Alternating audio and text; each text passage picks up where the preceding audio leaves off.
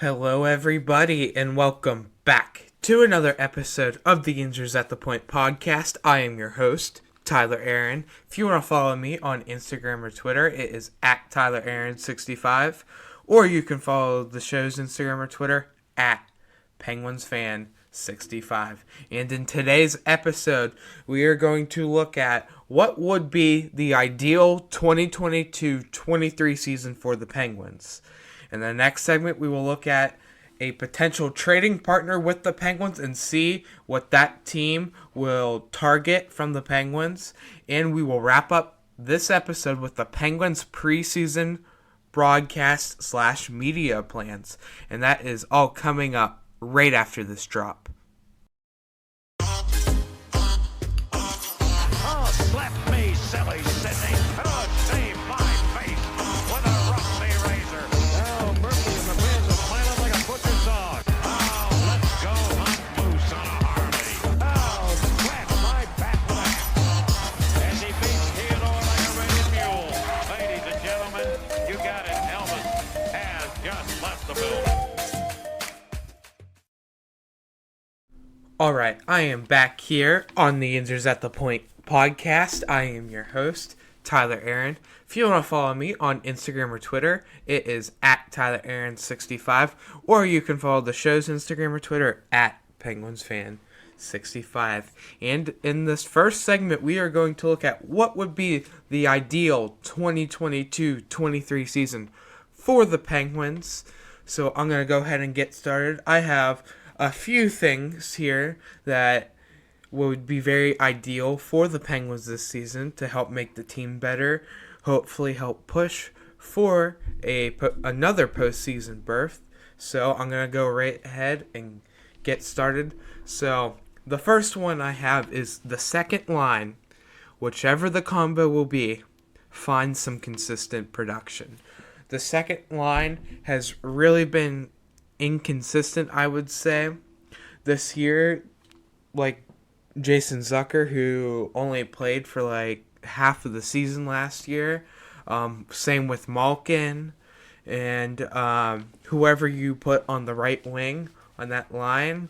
So whether the second line is going to be something like Zucker, Malkin, and Raquel, or Zucker, Malkin, Rust, or even moving Rust down to third and bringing up a guy like Danton Heinen to play on that second line with Malkin and Rust or Raquel. We really don't know what the second line is going to look like on opening night, but I can imagine it could look something like Zucker, Malkin, and Ricard Raquel, and having Rust playing on that first line. Especially like in the playoffs, most of the Penguins' production was from Crosby, Getzel, and Rust. So I'm very hoping that our second line can be very consistent. Usually it's always our top six that does, but especially late last year, it was just all the first line, and it's like the second line fell off of a cliff. So that's what I have for the first one. Moving on to the next one, I have Jason Zucker stays healthy throughout the year and can hit 50 points. Jason Zucker has hit over the 50 points mark a few times in his career with Minnesota. He's never done it in Pittsburgh, unfortunately. I think if Jason Zucker stays healthy all year and he can manage to stay on the second line with Malkin, I think that there's a good shot. He is getting overpaid way too much. All Penguin fans are calling for his head pretty much because of his $5.5 million cap hit and the production that the Penguins are getting from him. This is the last year prove-it deal with Jason Zucker. With the Penguins, he will be a free agent at the end of this coming season. So hopefully Jason Zucker can play well enough, and if he chooses not to come back, can get some money when he heads to the free agent market in July. So I'm hoping that Zucker will stay healthy throughout the year and doesn't have to deal with many injuries. I mean, when he played in the first round last year versus the Rangers, he was amazing. Like, especially in Game 6, I felt like he was the one who was making the chances happen for the Penguins. So, I am very curious and hoping that Jason Zucker will remain healthy. Next up, I have the Penguins' penalty kill, and power play stays in the top half of the league. The penalty kill and power play was in the top half of the league last year. I feel like our power play was pretty much going to stay the same as far as 1-3-1 pattern goes, and our penalty kill should be getting a little bit better. On your penalty kill, you got Bluger, Brock McGinn, who can play. Jason Zucker can play there. You can move Kasperi Kapanen onto the penalty kill, too. I feel like that would be a great decision. It'd be very helpful for Kapanen to produce more, especially how bad he was last year, especially in the second half of the season. So, the power play... My take on the power play, though, is they need to shoot the puck more. But the penalty kill and power play was in the top half of the league both last season. And with Todd Reirden still covering the power play and the penalty kill, I can see that continuing because Todd Reirden is the kind of coach that can do that. So that's my take on the power play and the penalty kill. Next up on the list, I have the main core is still producing at a high rate. This is probably the most likely to happen. I'm not really too worried about this one with Crosby, Malkin, Letang. I mean, Letang with Todd Reirden, he had a career season last year. So I'm not really worried with Chris Letang. He was easily one of the best defensemen on the team last year. He could have had a Norris caliber season, but Malkin, if he plays a full season, I shouldn't be too worried about him. And Crosby has always been over a point per game, never has had under a point a game in his career, so I am not worried about that. So, moving on here, next up on the list, I have Jeff Petrie hits 40 points and becomes a solid number 1, number 2 option on the Penguins defense. Jeff Petrie, for sure, we know, will be in the top 4. He will be on the second line pairing with Chris Letang, hopefully, unless he gets hurt. We've seen Jeff Petrie hit over 40 points 2 seasons ago, back in 2020-21 with Montreal. In just 55 games, he had 12 goals, 30 assists, 42 points with a plus-minus rating of +6. That is amazing. What is that? That's like 7 or 8 points under a point per game for a defenseman. That is absolutely unreal. Besides last year, he's had 4 40-plus point seasons in his career, minus last year because, Montreal was really bad. But once when Martin St. Louis came into play with Montreal, Jeff Petrie was over a point per game again. Even though he only had 27 points last year in 68 games, I am hoping Jeff Petrie can find his stride again with the Penguins, being coached by Mike Sullivan and working with Todd Reirden. So, with that being said, I am very excited for Jeff Petrie this season, and I think that he could hit 40 points again and be one of the best blue liners on the Penguins next season. So, next up on the list, I have Kasperi Kapanen bounces back. He had a great start to the season last year and then absolutely fell off of a cliff towards the second half. He only had 32 points in 79 games last year. He's done so much better than that. I mean, 2 seasons prior, during the COVID year, with the Maple Leafs. In just 69 games, he had 36 points.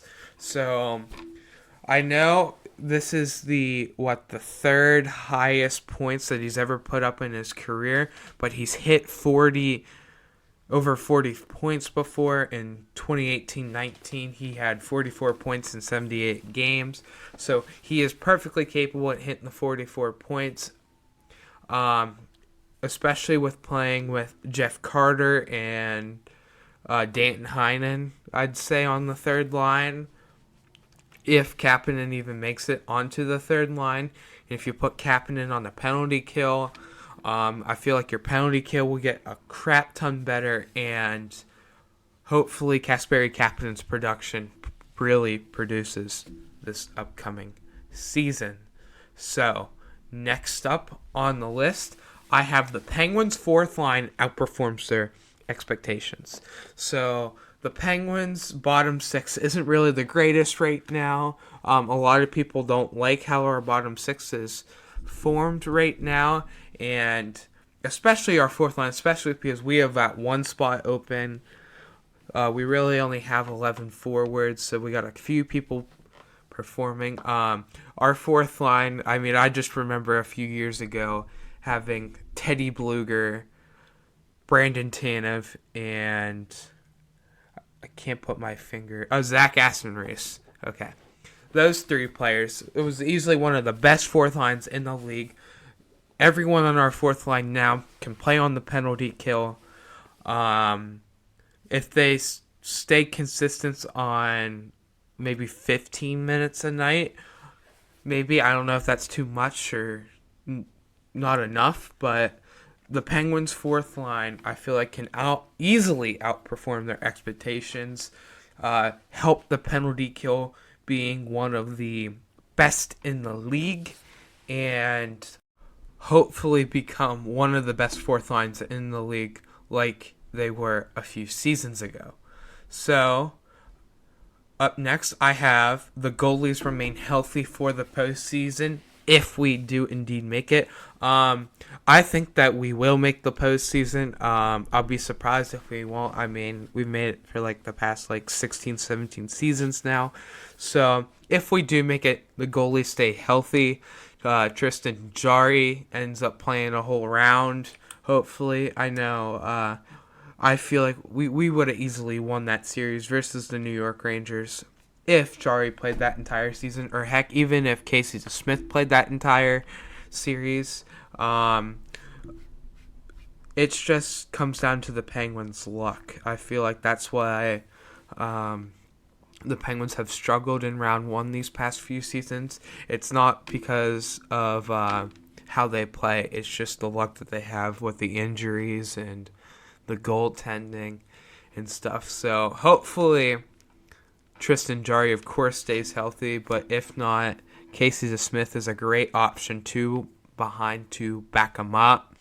I would hate to see the Penguins back in round one at the end of this season with Jarry and DeSmith hurt, and we have to let someone like Dustin Tokarski as the starter. So I'm hoping that the goaltenders will remain healthy for the postseason if we make it. So the final one on this list I have is just making it to the second round. Luck really has been on our side since 2018 when we did make it to the second round versus Washington. So I'm just hoping the Penguins have a perfectly capable roster of totally making it to the second round. If the Penguins do make the playoffs and hit the top three seeds, they're probably going to play the Hurricanes or the Rangers in round one. I know Carolina's gotten stronger, but if they play like they did in that second round versus the Rangers, I feel like the Penguins can easily beat them, and the Penguins could easily beat the Rangers too. If we would have beat the Rangers last season, I could see us in the conference finals playing Tampa Bay this past year. So that is going to do it with what would the Penguins' 2022-23 ideal season would be.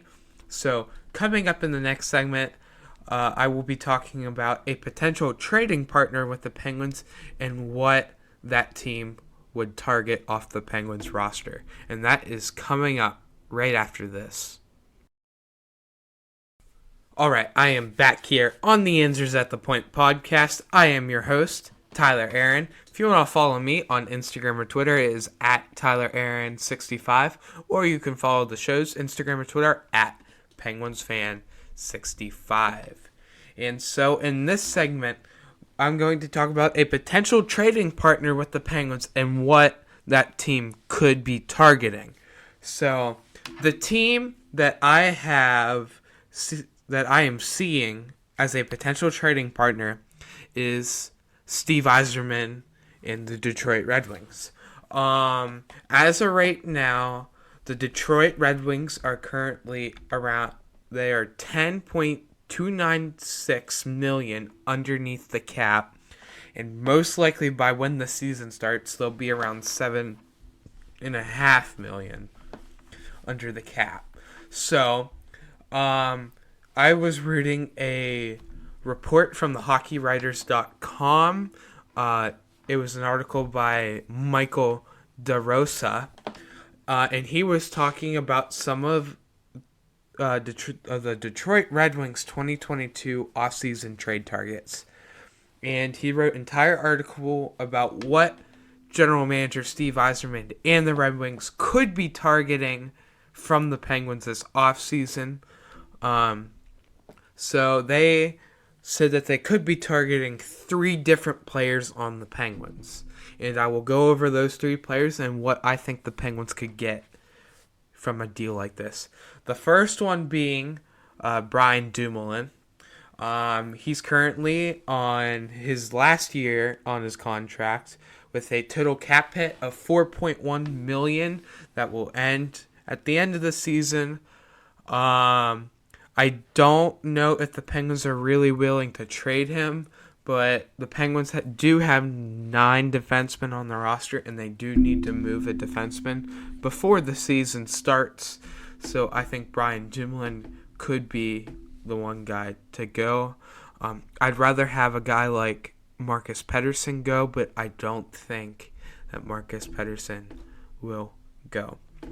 The next player that he has of a potential trade target is defenseman Pierre-Olivier Joseph. Now, I really don't want this to happen. I like P.O. Joseph, and he's one of the best prospects that the Penguins still have. We got P.O. Joseph from the Phil Kessel trade with Arizona. He was pretty much the main piece to come back in that deal. I'd hate to get him. I'd hate to let him go, and I think he is getting really close to cracking an NHL roster, although he probably has a better chance of making a full-time NHL job somewhere else.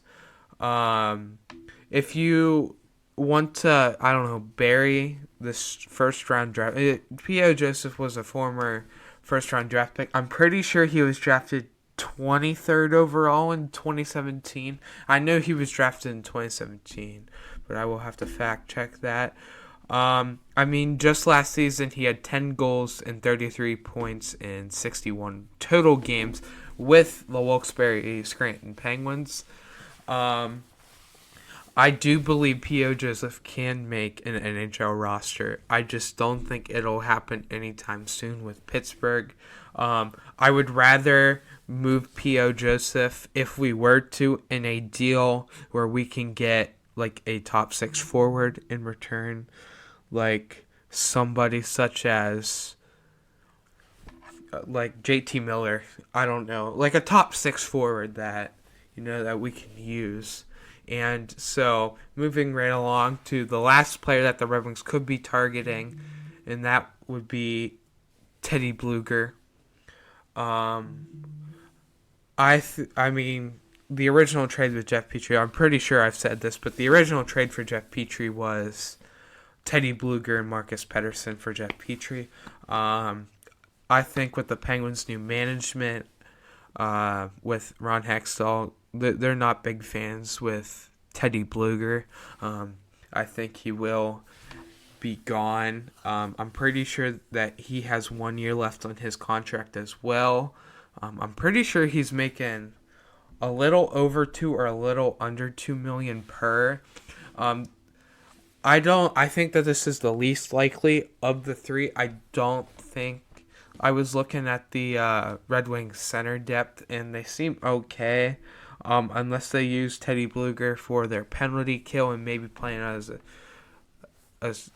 like a wing, probably on the wing. I don't know. He could make a run for the Detroit Red Wings third line center with P.S. Suter. So I'm very curious to see.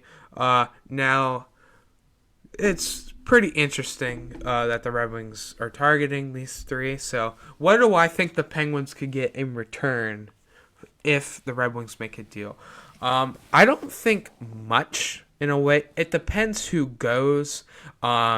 If we end up trading like P.O. Joseph, I could see the Penguins getting more of a trade versus trading someone like Bluger or Dumoulin, just because of the stake of their cap hit. The ideal trade, I think, with the Penguins for like any of these players would be like around a 4th round draft pick, maybe a 3rd.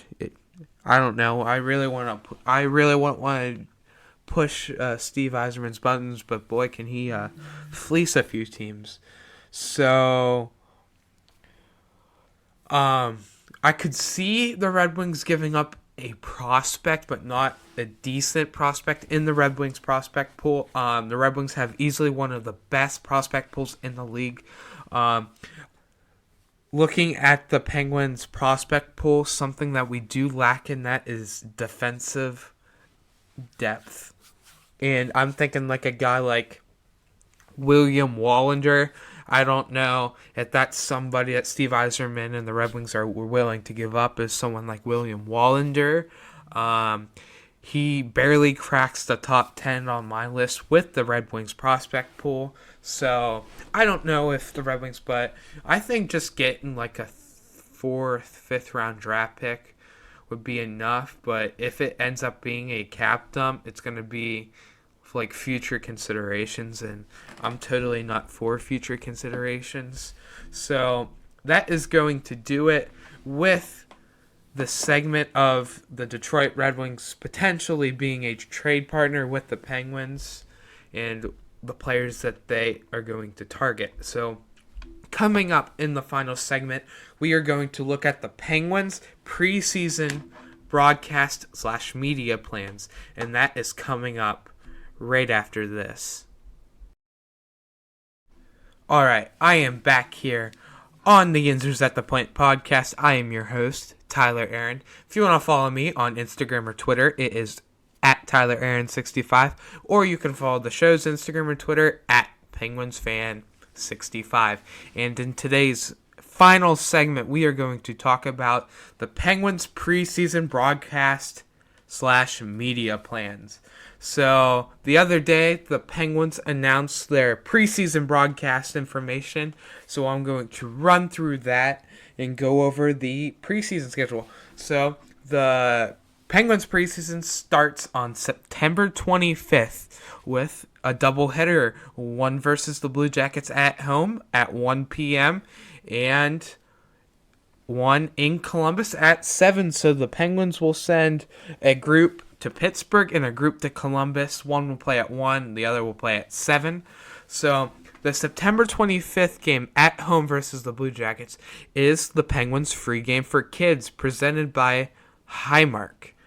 So you can watch that game on NHL.com/Penguins. So there will be a stream out on the Penguins website where you can go ahead and watch.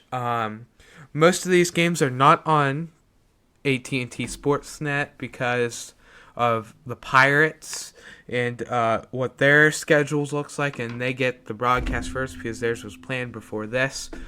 So that game later to that day on the 25th at 7 in Columbus, that game will also be on NHL.com/Penguins. So, moving on to September 27th versus the Detroit Red Wings in Pittsburgh. That game will be also on NHL.com/Penguins. Again, the stream will be on the Penguins website.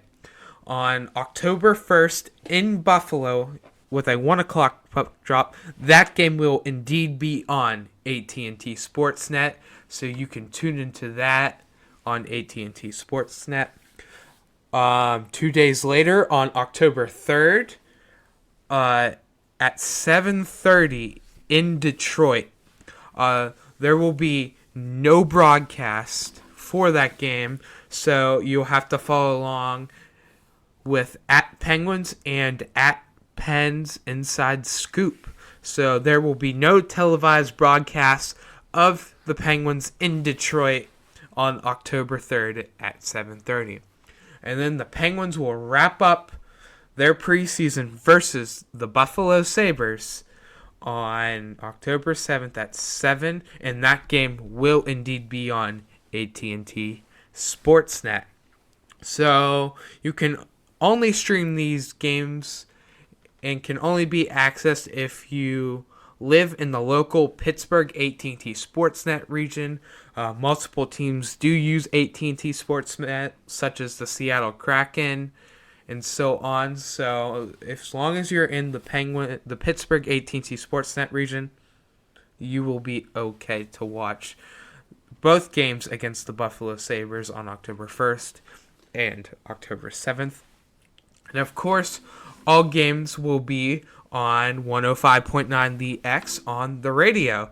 So every single preseason game will be on the radio on 105.9 The X. So, with that being said, after that October 7th game, the Penguins' schedule will kick off October 13th versus the Coyotes.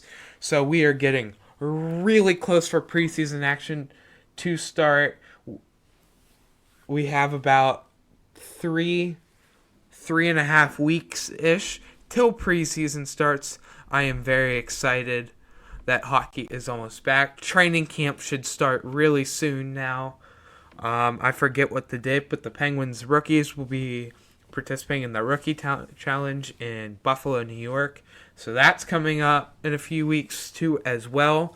So I am very excited. So that is going to do it for this episode of the Yinzers at the Point podcast. The next episode will be out on Monday, September 5th.